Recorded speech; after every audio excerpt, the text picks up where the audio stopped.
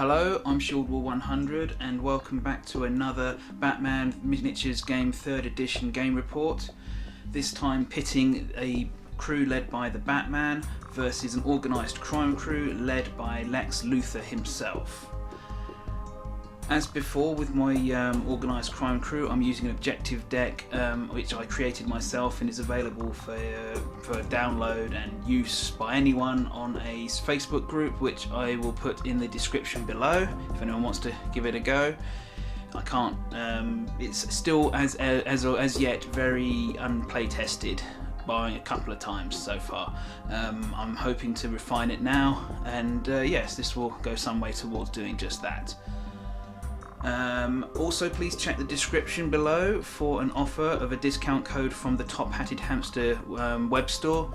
I'm not affiliated with them, but they kindly offered this discount code to me to pass on to anyone watching this video, and yeah, it will cover you for your first or next purchase, as far as I'm aware. Just down there if you want to check it out. Right, okay, let's have a look and see who's in each crew. For the Batman crew, I'm taking the multiverse version of this character.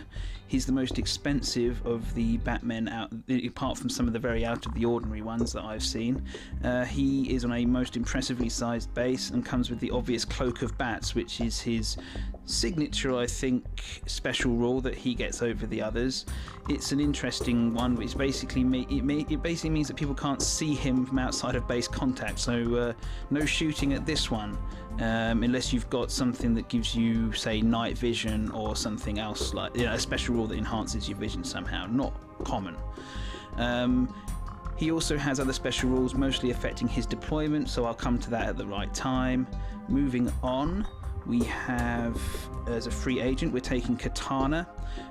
Very interested to use this model. Haven't used her before, but looks like she has some very powerful special rules and just some good natural statistics as well, which will make her stand out on the field. She's very fast and hits hard.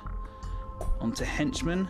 We have Harvey Bullock, another fun model. I do like to use him whenever I get a chance to. He has lots of very in-character, dirty cop type rules. Yeah, always take Harvey Bullock for the fun of it if you possibly can. Continuing Henchmen, we have GCPD Cop 1 there, a good solid choice. This time he is taking a radio and a whistle purchased from purchasable war gear. The radio allows him to be inspired from any distance on the board by the leader, very useful when Batman is off on his own, and the whistle will allow him to use the Halt ability. Moving on, Officer Merkel here, another solid choice, this time sporting a radio and a grapple gun for that extra piece of mobility. He did really well in my last report that I used him in. When he arrested Scarecrow pretty much all on his own, so yeah, we'll see if he can get a repeat performance in today. And finally, we are using GCPD Cop 1, I think he is, from the Back to Gotham box. Pretty cheap, using up the points at the very end, but here's another good choice. A cheap model with arrest is always useful to have, and just as good at scoring cards as any of the other cops. So yes, okay, let's move on. On to organised crime now, and as I said earlier, Lex Luthor there is taking the boss position for this crew this time. He is a very interesting model to use. Much like Carmine Falcone before, he is very much not a combative model to include in your crew, but he makes up for that in a whole range of other ways. He unleashes a whole bunch of extra funding for you. He has strategic planning and all sorts of other things, as well as a bunch of debuffs he can inflict upon his opponents. His absolute power special trait, interestingly, doubles the range of his inspire radius to 16 inches up from 8, so his crew's going to be getting a whole bunch of extra manipulates. Okay, moving on, I'm taking the trio of Lexcorp troopers in their power armor suits. Yep, I really like these models. Been looking forward to make use of these as well. They all come with, as a matter of course, cybernetic and reinforced gloves, because obviously they are well, they're in power armoured suits. Also, most importantly, they will come with medium armour, which which any attack coming their way will be 2 attack dice down. So that's an immediate benefit to them, and increases their longevity quite a lot, especially considering that their base stats are really nothing to write home about, to be honest. But those suits really redress the balance in their favour. The only pieces of purchasable war gear is on the guy on the far right in your screen. Lexcorp Trooper 1 is his name, and he has a grapple gun, and I've given him a backpack as well. Right, moving on. Still in the henchman area of the gang, I've taken the Lexcorp Heavy Trooper. He is basically everything those past 3 did plus more. He gets cybernetic, medium armor, and reinforced gloves. He also has those shoulder-mounted laser cannons, which are really good, and I've really loaded him up with purchasable war gear. He has the advanced weaponry perk to give them accurate lockpicks so he can't be arrested. I assume there's some sort of gizmos, and who's going to put handcuffs on him anyway. He's got a grapple gun to represent, I suppose, the jet booster packs, that kind of thing. And I've also managed to give him a silencer, so no dodging those laser cannons, they're just too fast. Right, moving on, I have taken as a lone mook, because there are some points left over, Troy Sins from the Organised Crime Henchman. I'm representing him as, say, the night watchman of the chemical plant in Lex Luthor's employ. Yeah, he's there to basically make up the numbers, lay down some suspect markers, etc, etc, maybe distract some people. I've given him a bribe as well out of purchasable war gear, just to make it so that the Batman crew doesn't have quite so many passes, basically. And finally, last but not least, in free agents, I've taken Catwoman, the modern age, I think she is. Yes, modern age Catwoman. She's an interesting figure. She's got great statistics in terms of her attacks 4 and her defense is 5. She's very fast, and yeah, she'll be moving around and scoring objectives, I hope. Okay, right, let's move on to deployment and see what's what. Right, deployment, and just so you guys are aware, I did cheat a little bit given the setup of the board. I wanted to do this card, Showdown, for deployment. It's a straightforward 8 inches to 8 inches board edge deployment zone. The only difference is when you deploy normally, you have to split your gang into 2 groups. The first group to be deployed has to be the one with the leader and free agent and sidekicks, etc. But yeah, it was a straightforward one because I really wanted Lex Luthor to be defending his chemical plant, which he's been using for nefarious purposes, obviously, because he's Lex Luthor. Yeah, so speaking of Lex Luthor, I'll start with his crew and where it's deployed. I thought the main man himself really needed to go up here. It looked like the best place for him, so there it had to be. Probably not, if I was playing it really competitively, maybe I wouldn't have done that. He's a little bit isolated, he's a little bit, not so much isolated, sorry, but he's a bit exposed, and there's not many directions to go from up there, but he's got a nice big Inspire bubble, and it just looked good. Next to him is his heavy trooper providing moral support. Down there you can see 2 of his power armored troopers. Yep, they're just chilling out. We've got Catwoman skulking in the shadows behind. The 3rd power armor trooper over in this corner, behind the big bubbling luminous vat. And finally, we have Troy Sins behind, skulking again. Lots of skulking in organised crime, obviously. Out of sight behind. Going on to the Batman crew. You can see the GCPD detective. He has the hidden special rule, which allows him to deploy anywhere on the board out of sight after our other models are done. And yep, this crate affords him ample cover. Similarly, Officer Bullock, Harvey Bullock, has got the hidden rule, and he deployed a little bit further forwards, although not too far. He doesn't quite have the let's put it, he doesn't have the wherewithal to be able to out-tough power armor troopers, so I didn't want him to get damaged too much early on. He's here with the crates next to the fence, preventing any people from seeing him, thus letting him deploy there. We have GCPD Cop 1 at the back, Officer Merkel on the far side, and Katana there in base contact with the manhole cover, the sewer, so she can zip around the board. Lots of options this first turn. And finally, the multiverse Batman deploys last. He has a special rule which permits him to deploy anywhere on the board after all other models are done, and he elected to go up here. Excuse me. Pardon me. What that does is he deploys anywhere down there, up there with his I'm Batman special rule. Any enemy models within 2 inches of him after deployment have to then take an endurance test or be knocked down. He deployed that here next to Lex Luthor and the Heavy Trooper. I say it's within 2 inches. I mean, I know he's got the big base. I'm saying volume-wise, he's within 2 inches. It's too cool not to. And unfortunately for him, though, they were not impressed with his display, and they both remained upright. I'm not sure the Heavy Trooper can actually fall over given the bulk of that suit. So yeah, wasn't an auspicious start. It would have been great if he'd knocked them both sprawling, but hey, that was not to be. Okay, right. It does, however, put the cat very much amongst the pigeons, possibly. So let's move on to turn 1 and the take the lead phase. Well, I've just completed the take the lead phase and the raise the plan phases for turn 1. No cards were played from the hand in the first or second phases at all, so I went straight to the initiative die roll, with Batman being in the black and Lexcorp using the blue.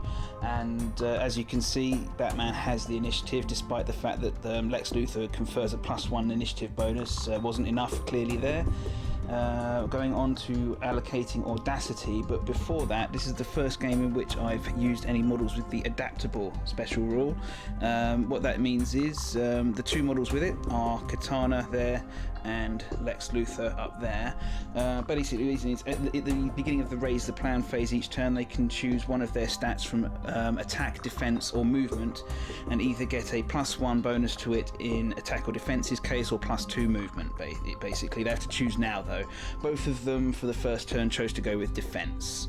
Okay, on to Audacity markers. On the Batman side, we have one there for Katana, as you can see. Harvey Bullock's got one. The GCPD detective's got one, and so does the Batman. On the Lexcorp side, Lex himself, of course, leaders and Audacity markers, don't make that mistake. You can just about see the Heavy Trooper's got one peeking around the corner there. The Catwoman has got one, and has one of the Lexcorp troopers, the guy with the pointy finger. Okay, let's start activations. It will be the Batman crew to activate first. Well, Batman decided he was going to capitalise on getting the first move of the round, and he just hopped down from his perch and absolutely swatted Lex Luthor in the face. First of all, whenever this version of Batman moves into base contact with any model, they have to take a willpower check or be scared.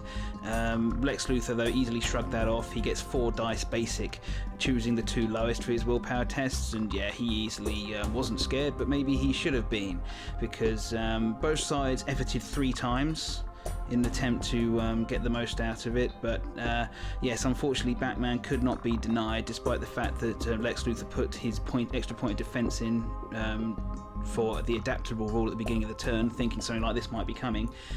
And yes, overall, Lex Luthor suffered, as you can see there, 9 points of stun and was knocked out for his troubles. There was no scoring card to tie into this for the Batman. He's just now completely disrupted the organised crime crew's plans, probably, by doing that and knocking out the leader. It's not a permanent thing. He's still on the board, but he will not be active, and with bad dice rolls, he may be out for some turns. Organised Crime activated Troy Sins. He would have been inspired if Lex Luthor had been conscious, but he wasn't, so like I said, all that first knockout could be telling at an early stage. So all Troy, without Audacity, could do was have the one action. He decided to use a manipulate to place a suspect marker down, and in so doing he played from the Organised Crime crew's hand Mob Informant, which I covered last time. It's like an organised crime version of the Snitch. They placed a suspect marker. It's now designated informant. It still counts as a suspect marker. It can't be revealed or removed this round. However, if the Batman crew can get a model into line of sight by at the end of the round of that suspect marker there, then they will prevent the marker from the mob informant card from scoring. If it's still safely out of sight by the end of the round, then that card scores. It's nice at the back. It's out of sight, I believe, of all of the sewer markers, so no one can pop up next to it. Yes, it's looking quite safe there. So potential points on the board for organised crime, but we'll see at the end of the turn. Officer Merkel was up next on the Batman crew side. He put down a suspect marker. He has a radio, so he gets a free manipulate despite being way out of Batman's Inspire range, all the way in the distance over there. He then used his one remaining action, his one normal action shall I say, to move up into the cover behind this big old crate and the fence. Okay, over to organised crime. Well, Catwoman was up next. She first of all moved over using her acrobatic and her climbing claws traits to move all the way from behind the vat next to the her audacity token, which I've forgotten to remove, on top of this crate here. She then, with audacity of course, she then placed a suspect marker, which I shall mimic by doing that there.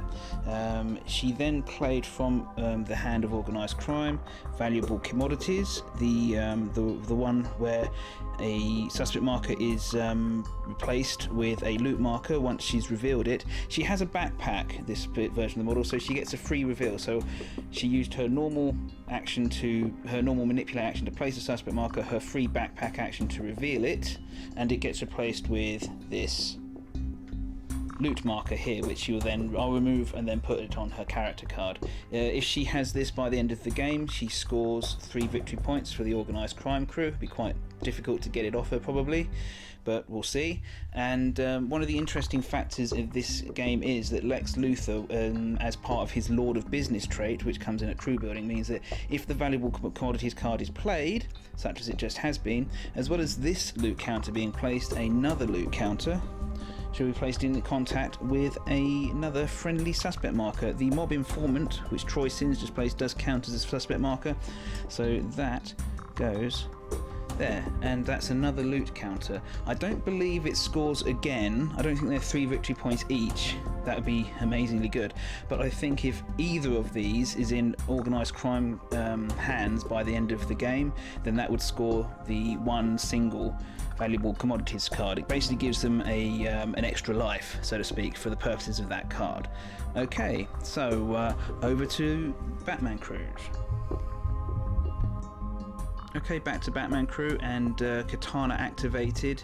She had audacity, but she decided to move from the sewer marker in the far corner over there to this one via a manipulate action. Unfortunately, that does mean that she cannot move further this turn, and she has no special action to activate for now. It does seem a bit of a wasted audacity token, but hey, them's the breaks. She does get to keep it in case she is attacked. She has a rule which factors in, but I don't think that's going to come in this turn. Oh well, on to organised crime. The Lexcorp trooper with the electric blade activated next. He had audacity. First of all, he used his special action to use the command follow me on the other Lexcorp trooper he was next to from the beginning of the game. That basically gives the next Lexcorp trooper there a +4 movement counter to be used at the next time this model activates. So yeah, that's pretty useful actually. He then used his audacity to have his movement action where he moved forwards next to where the light source was next to him. He then used his attack action to just basically cut that lamppost in twain to deny the light, because after a swift calculation he realised that the Batman crew was actually a little bit shootier than the Lexcorp crew. So yeah, this should work out in their favour, and he was standing out in the open anyway, so he didn't want to be illuminated. Okay, that's that then. Next model. GCPD detective activated next, but as he did so, the organised crime crew played as a resource from their hand the extortion card, which means that he suffers impaired movement. He's usually quite a speedy boy. The GCPD detective is movement 10, and he could have he was off to do some interesting things. He could potentially have gone up here onto the gangplank to start, potentially even threatening to arrest Lex Luthor if he didn't recover from knockout. Alternatively, he could have got into position to use his whistle and the stop trait on some of the less effective henchmen who might not have been able to withstand it. Unfortunately, the impaired movement rather made him unable to do so. So he only limped over here to the bottom of the stairwell, but he placed down this suspect marker for his troubles. Anyone wanting to come and reveal that one has to step into the light and in range of his gun. So there's that at least. Okay, next model. For organised crime, the Lexcorp trooper in power armour with the hand cannon arm, he activated next, and he's the guy who had the bonus movement from the follow me act trait that his friend gave to him. He moved all the way from over here to stomp under here and facing down the GCPD detective. Get off Lexcorp property. Okay, let's move on to the next model. Harvey Bullock up next for the Batman team. He activated with audacity. First of all, he used his special action to order GCPD Cop 1 down here to place a suspect marker. It doesn't count as the cop's activation at all. It's just a bonus one that any cop in line of sight of Harvey Bullock can place a suspect down straight away. With audacity, Harvey then moved across to here. He couldn't get through the fence, and he didn't fancy taking impaired movement to crawl through the hole that I made there. That's the rule for dealing with the fence. If it's one of the sections with holes, you can take impaired movement to go through a hole. To go through said hole. Sorry.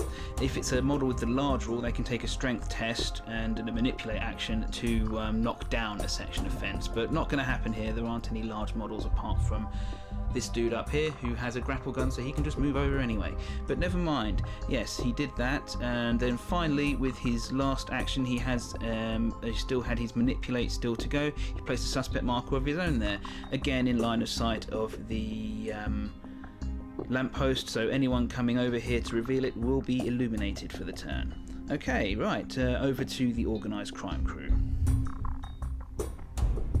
The final Lexcorp power armored trooper activated next, and he does not have audacity, and the early knocking out of Lex Luthor has really crippled this crew's ability to do the things it wanted to. Because none of their henchmen could be inspired this turn. All he had was his movement, so he moved from down here up to the gangway here, and that concluded his turn. He does have a backpack, as I purchased out of war gear, but he can't use it. There's nothing to reveal up there. GCPD Cop 1 was the last model to activate in the first turn for the Batman crew, and again, no audacity and no radio, unlike some of the other police, to become inspired. So all he did was move. He moved forward from the back over there by his suspect marker that he placed forwards just to here, and that concludes the Law Force's move. Over to the organised crime crew to do their last model to conclude the activations for the turn. Well, to conclude with a fairly explosive end to the first turn's activations, the Lexcorp Heavy Trooper activated, shrewdly realising that sharing a gantry with the man who knocked out his boss was not probably going to be conducive to his good health. He decided to activate his grapple gun, or his jetpack, whatever you want to call it, and with his special action he had audacity, so he moved all the way down to this crate. He still has a fairly commanding view of the action. He's now centrally placed with his incredibly useful cannon, so he's in a really good position now for the rest of the game, probably, depending upon his own survival instincts, and he decided he would then use his attack action to shoot at Harvey Bullock. The advanced weaponry he has gives him accurate, which counterbalance the fact that the fact that he's moved gives him a -1 to hit with the assault weapons that he's got. The beam rule on these cannons means that there's no cover, so Bullock did get no cover whatsoever from there. And if I scroll a little bit further down, then yes, you'll see that Harvey Bullock got hit quite a lot. 3 hits got through, in fact, including the strength die, and Harvey Bullock, with his endurance of 6, is unfortunately dead in the water, and yes, he will not be joining us for the remainder of his life. And yeah, so there you go. That ties in with this card from the Organised Crime Crew's hand. They took Dirty Job. That's it. Simple enough for 1 victory point. All they have to do is make an enemy model knocked out or a casualty, and they just did. So 1 point scored for Organised Crime, the first confirmed point. That's the last act model to activate this turn, and we'll go on to the cleanup phase for turn 1.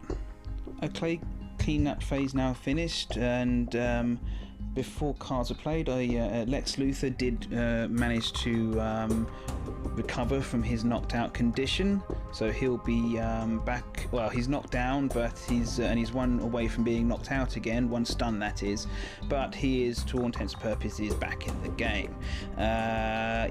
The cards to score were, yes, the Mob Informant for Organised Crime is still out of sight of all Batman Crew models, so yep, Mob Informant has scored for 3 points for Organised Crime, and the Batman Crew played Secure the Perimeter, which is played in the 4th phase, so now clean up, and it requires them to remove 2 friendly suspect markers within 2 inches of the board edge, the one that the cop placed down there, and Officer Merkel's 1-5 there, both next to the board edge, so they score this for 2 points. Both crews are now off the bottom of the scoreboard. They're both scoring points.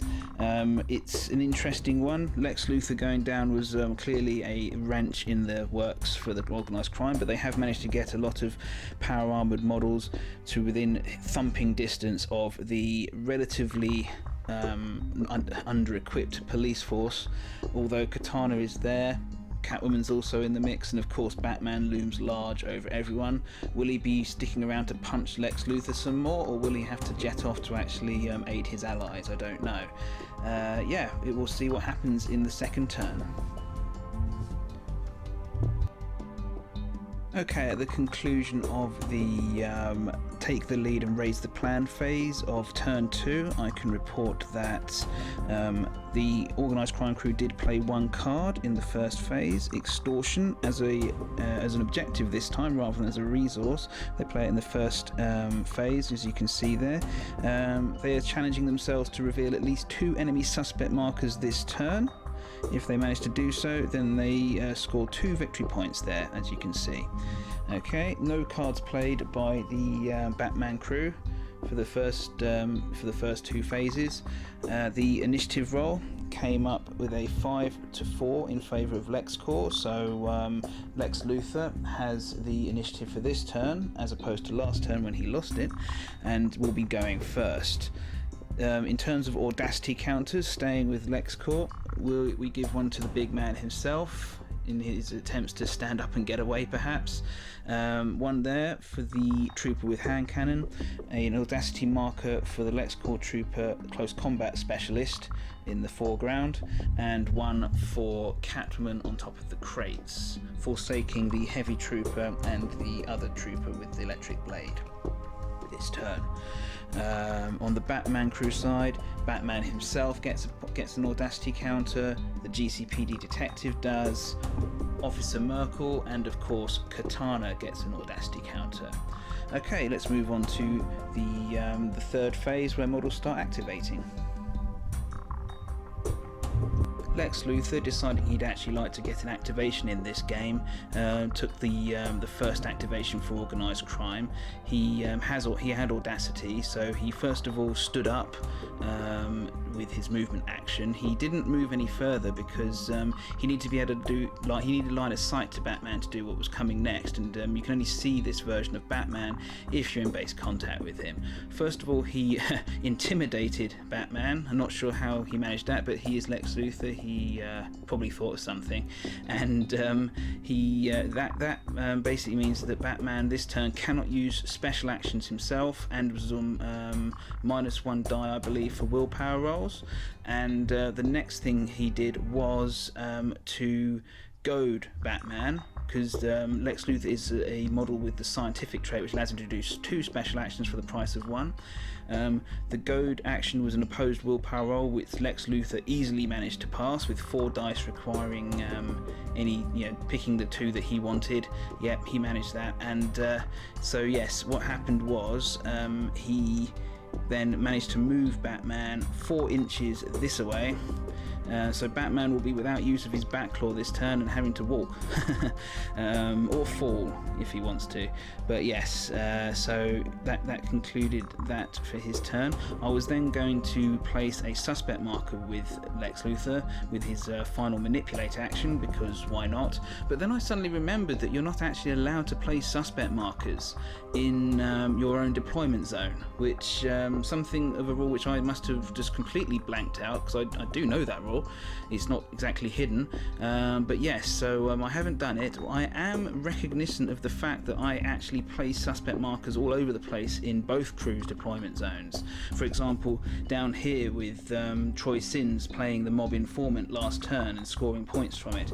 Both sides did actually place suspect markers, which led to the scoring of points though, so I confirmed with my opponent and I was okay with it basically for the first turn. It was a genuine accident on my part. I'll just, for the second turn onwards, I won't be doing that, and naughty me mustn't do it again. Okay, moving on. Answering back in style, the Batman crew started with the GCPD detective activating with audacity. First of all, he used his special action to use the purchased war gear item of his whistle, specialised war gear that, to use the halt or stop trait against the Lexcorp power armoured trooper around here, pointing the hand cannon at him. As you can see, it was successfully applied with the halt rule coming into effect there. What that does is it gives the trooper impaired movement in his next activation, and also for the rest of the round he's at -1 defense, which was crucial as the detective next pulled out his automatic gun with his attack action, with his tactical action, and shot at the trooper. It reduced the medium armor on the troopers, reduced the dice pool by half, including the strength die crucially, but nonetheless the defense debuff was sufficient for 2 hits to get through to the Lexcorp troopers' defenses. The GCPD detective then played non-lethal ammo from the hand of the Batman crew. What that does is, so I'm trying to get it into focus a bit. That's about right. The damage, all the blood damage, which was about half of it, was converted into stun damage. But that's because that was happened. The 2 points on this card does score straight away for the Batman crew, so that's nice. So as you can see, 4 points of stun against this Lexcorp trooper. His willpower is actually 5, so he's only 1 point off going unconscious. Getting him unconscious would have been awesome, but not possible, sadly, due to the armor. But okay, and finally, the cop decided he was going to move over here, out of sight of vengeance gunfire, and yes, possibly if anyone wants to follow him, he's drawing models away from the main fracas, and who knows what cards are in the law crew's hands. Okay, over to Organised Crime. Okay, Organised Crime activated the Lexcorp Heavy Trooper. He didn't have Audacity, but he didn't really need it because, like I said, he was in a fairly good position from the last turn. And yes, activating before most other models in the turn has given him a great degree of variety in terms of targets and opportunities, and they couldn't all get out of the way in time. He opened fire on Katana, who had, with her adaptable rules, she'd actually chosen to boost her attack this round rather than her defense, and she rather paid the price, unfortunately. as you can see here. It wasn't even a very good roll. I completely underestimated his firepower. He has 4 shots plus the strength die, and with all the war gear that I gave him, the accuracy from the advanced weaponry, and the ability to cancel out dodges, which is what Katana would really have banked on, with the silencer upgrade I gave him. She wasn't able to do anything. He was hitting on 3s and 2s with the strength die, and it was a pretty bad roll, but he still got 3 hits through, and that sadly was sufficient to finish off Katana. And sadly for the Batman crew, there is nothing they can do about that. And just bear with me a second.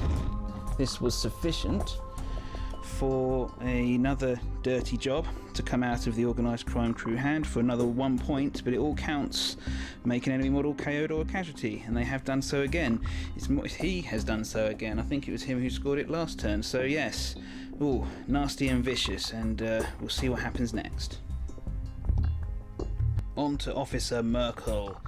He had audacity this turn. He activated his grapple gun and zipped all the way from down here up to the gangplank with the Dark Knight here, and yes, he used his free manipulate for being inspired due to his radio to play the snitch from his hand, which means he's effectively playing a suspect marker, which becomes a snitch for the turn. If there are no enemies at the end of the turn within 4 inches of it, this scores the snitch for 3 points. So yes, and since Lex has already activated, that means that he's sitting pretty pretty up here. There's not many models who can get there.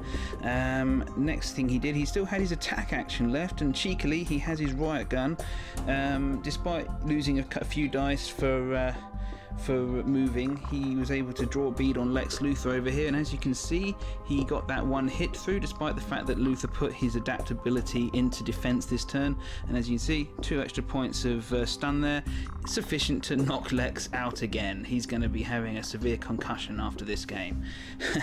So yes, that's a rather interesting turn for Officer Merkel. His good run in my hands continues.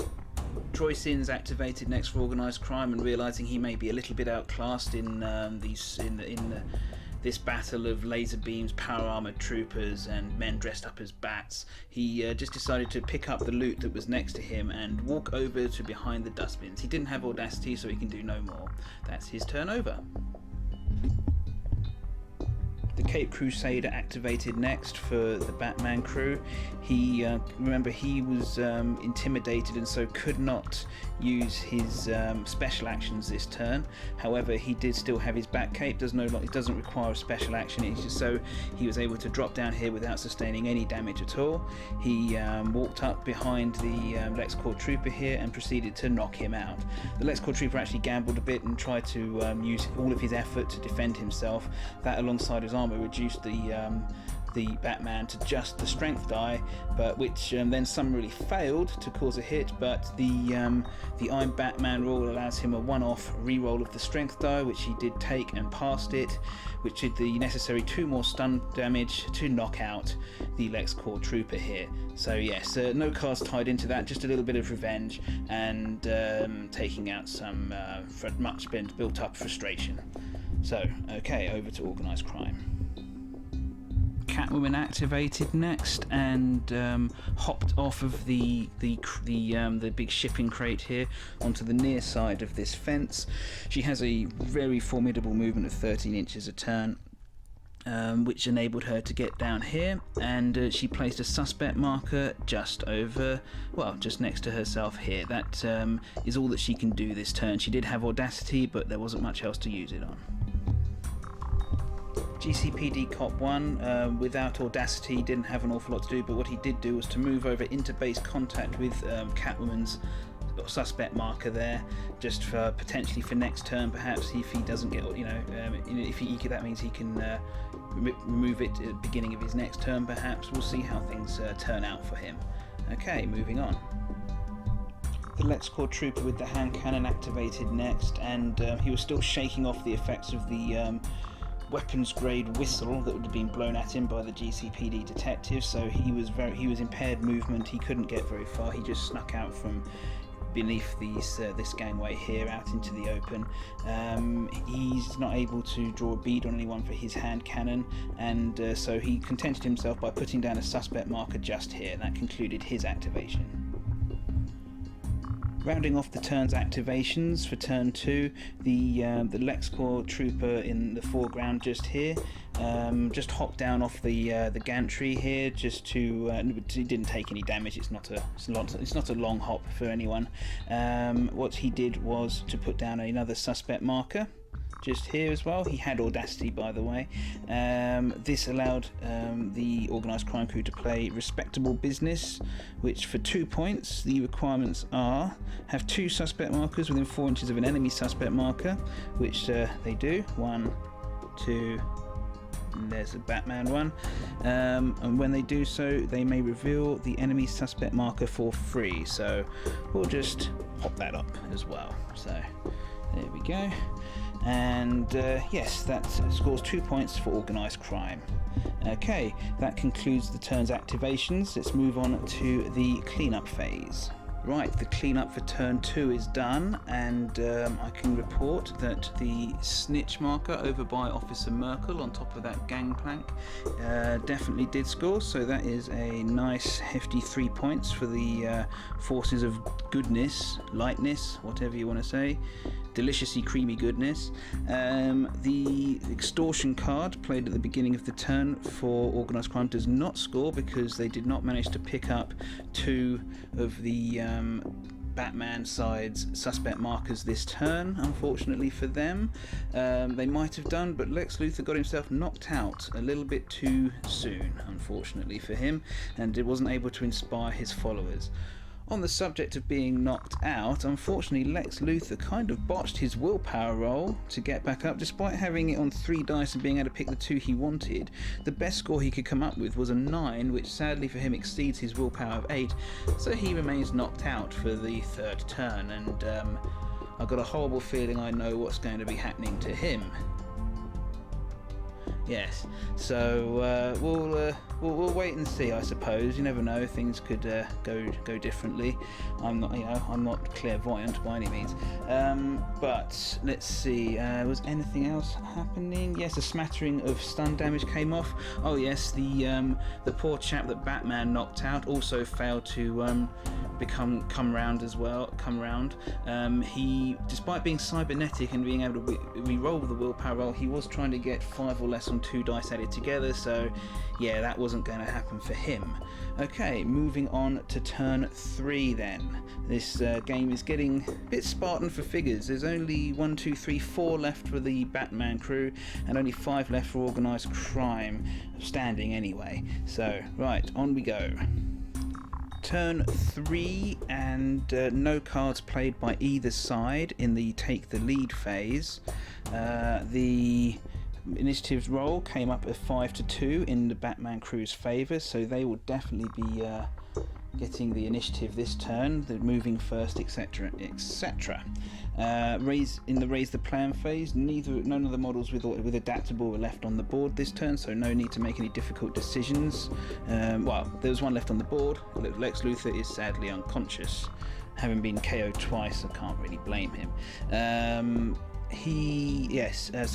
Audacity tokens then for organised crime. As you can see, let's just zoom in there, and the heavy trooper's got one. The Lexcorp power armoured trooper with the close combat fists.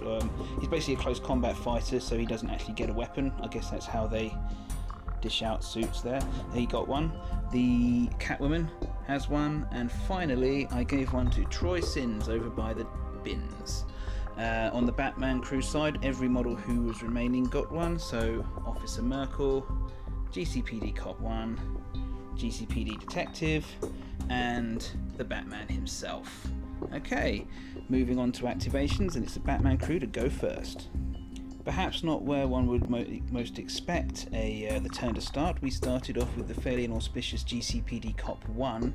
He activated next to Catwoman, as you may recall, and first thing he did was to reveal the suspect marker he was in base contact with, which he'd moved into base contact with in the last turn. In so doing, he played from the hand Wrong Place Kid, which is Harvey Bullock's signature card, but does not have to be scored by the named model. They rarely do. Not the objective part of them, at least. Reveal an enemy suspect marker at least 6 inches away from any of your models with the cop trait, with the exception of the model revealing the marker. Well, there are no other models with the cop trait anywhere nearby, even in this half of the board, so that's 3 victory points scored for the Batman crew.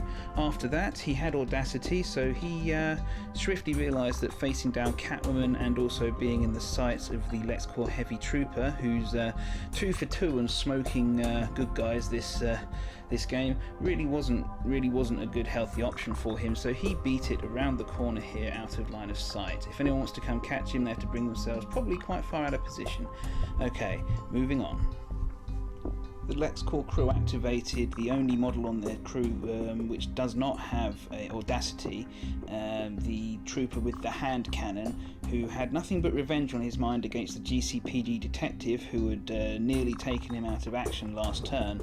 And yes, the Batman crew is learning the hard way that Lexcorp Heavy Industries weaponry is really to be feared. The hand cannon opened up and only had 2 shots, but only needed 2 hits, and that was 6 points of blood damage to the GCPD detective, who is very dead. He was only just in range. It's only range 8 inches, but yeah, just enough was sufficient to end this cop's career. That's a shame. Okay, that's moving back to the Batman crew. Yes, it did happen. There wasn't much to stop it. Officer Merkel activated for the Batman crew. He has audacity, and he moved up to Lex Luthor and has used his special action to arrest the unconscious billionaire. In so doing, he played Get Them Off the Streets for the Batman crew. Simple enough. For 3 points, arrest a model. They've done that, so yeah, 3 more hefty points and an incredibly powerful model off the board. That's a crushing blow against the Organised crime crew. Organised crime next, of course, and one of the power armoured troopers activated, the close combat specialist. He simply moved up and with audacity he placed a suspect marker here. Also, as a resource played from the hand was Confusion. As you can just bring that into focus for 2 resource points. During a friendly model's activation, you can move another friendly model up to 3 inches. They took the opportunity to move Troy Sins here, just sidled him along the bins a bit. Okay, and yes, that concludes the activation for now. Batman next up for the Batman crew, and he very much had his eye on the victory points cards. He activated his bat claw so he could zip from over here into base contact with this power armoured trooper. He then revealed the suspect marker which was next to them, and by doing so played Comb Through Everything for his crew, which is simple as reveal an enemy suspect marker, and it allows him to take the pick of the next 2 top cards off the deck, basically. Okay, that concludes his activation. Just Organised crime crew figures to go in or left on the board.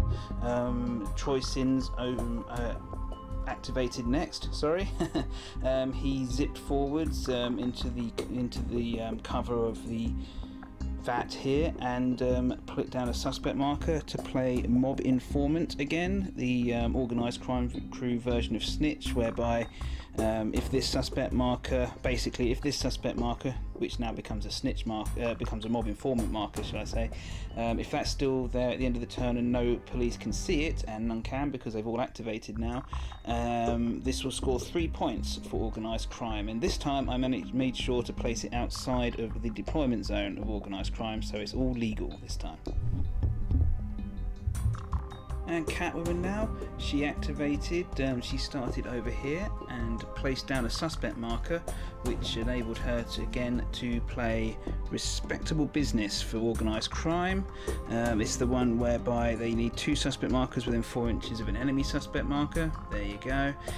By doing so, they may also reveal the enemy suspect marker for free, as well as scoring the 2 points. So there they go. Having done so, she's cognizant that she's holding a loot counter and 2 near Batman, so she zipped around here into base contact with this cop, so maybe she can do him some grievous bodily harm next turn.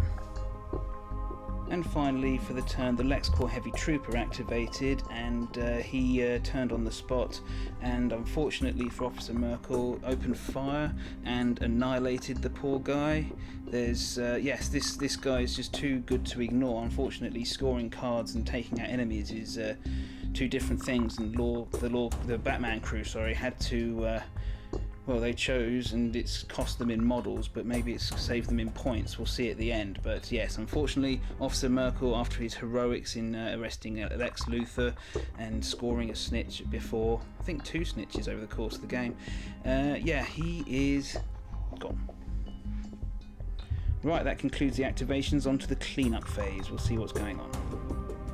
Well, cleanup was nice and quick this turn. As I prophesied, the mob informant over there next to Troy Sins did score for 3 points for organised crime. I don't believe there were any other cards waiting in the wings to see if anything came of them. They're all more or less instant scores this time.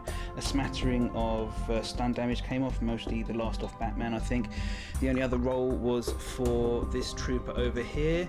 He remains knocked out. He failed his recovery roll, and yeah, that means that it's on to the last turn. There's a handful of models left. It should be probably quite short, but we'll see who can score those crucial last few points. Turn 4 commences, and yet again I've amalgamated the first 2 phases, take the lead and raise the plan, for brevity's sake. No cards played from either faction's hand this turn, and the initiative roll came out thus, with a 5-4 in favour of the Batman, so he'll be going first again. Audacity markers placed, only one each for the Batman and the GCPD cop over there. They're the only 2 models left on the good side, the Batman side. And on the Lexcorp side, Catwoman, the Power Armoured Trooper with close combat specialisation, the Hand Cannon Trooper, the Heavy Trooper, and Troy Sins left without around the corner, but who cares about him, right? Okay, on to the last few activations. Batman started off proceedings simply by he moved away from the Lexcorp Trooper over to here. He revealed the suspect marker which was next to him, and in so doing he scored once again, combed through everything for the Batman forces, which is simply to reveal an enemy suspect marker. And yep, that's another one on the old score pile for Batman. Yes, that's the only thing he could do. And over to organised crime. Activating for organised crime, the Lexcorp Trooper and Power Armour with the close combat specialisation, engaged his grapple gun or jetpack, however you want to spin it, for the first time in the actual game. Hadn't had a chance really up till now, and he boosted over to the remaining GCPD cop and laid him out, put in a bunch of effort. The cop actually did do a really good job with the defence. In that his baton is actually a defensive weapon, so you know he actually did block a number of hits, but the strength die got through, and reinforced gloves really do make it that much easier to knock people out. So that takes him out of the action for the remainder of the game. This in turn scored dirty job for organised crime for a solitary point. And yes, that concludes the activations for Law, because there are no more models left to activate. And actually, having a look at the remaining cards in the hand, that also concludes the activations for organised crime as well, because there's simply just there's nothing left that they can reasonably score in the time left in the game. So I'm just going to go tidy some things up, and we'll do the final count and final thoughts. Okay, let's commence the count. We'll start with the organised crime deck. This time I've definitely added in the valuable commodities card because both the loot counters on Troy Sins and Catwoman remain in play and in possession of the organised crime gang, so they score those 3 points. Okay, so if we go, we have 3, 4, 5, 6, 7, 8, 9, 11, 12, 15, 16. Okay, not a grandiose score. Okay, on to the Batman deck. It's a bit thinner on cards actually, but they got some big hitters in, so let's see what happens. 2, 4, 7, 10, 13, 15, 17. So a 17-16 victory for Batman.